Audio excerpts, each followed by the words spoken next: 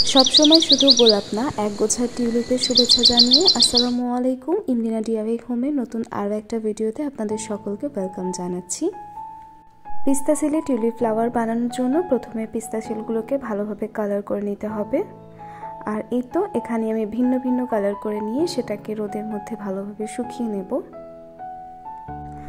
কনস্ট্রাকশনের কাজ হওয়ার সময় লোহার রডগুলোকে বাঁধার জন্য যে তারের প্রয়োজন হয় সেখান থেকে আমি একটা তার নিয়েছি আর তারের একটা প্রান্তকে এইভাবে করে আমি বেন্ড করে দিলাম।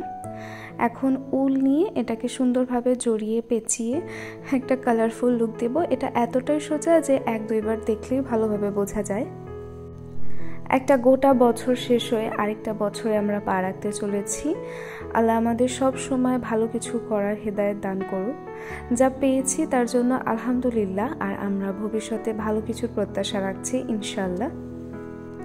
আমাদের প্রত্যেকের নিজ নিজ জীবনে যেটা আমাদের জন্য উত্তম আল্লাহ রাব্বুল আলামিন আমাদের সেটাকেই দান করুন, আমিন। আমি এখানে কিছু আর্টিফিশিয়াল পাতা অ্যাড করছি আর আমার চ্যানেলের ভিডিও সেকশানে এবং শর্ট সেকশানে মনস্টেরা লিফের ভিডিও এবং স্নেক প্ল্যান্টের ভিডিওটা দেখলেই বুঝতে পারবেন এই পাতাগুলো কিভাবে বানাতে হয়। আশা করছি আপনারা ভিজিট করে ওইগুলো অবশ্যই দেখবেন, আর আমি চেষ্টা করব ডেসক্রিপশন বক্সে ওই ভিডিওগুলোর লিঙ্ক দিয়ে দেওয়ার। এই ধরনের art and craft related video বানাতে আমি অনেক পছন্দ করি, আর সেটাকে বাস্তবায়িত রূপ দেওয়ার জন্য 2023 সালে আমি আমার চ্যানেলটা শুরু করেছিলাম।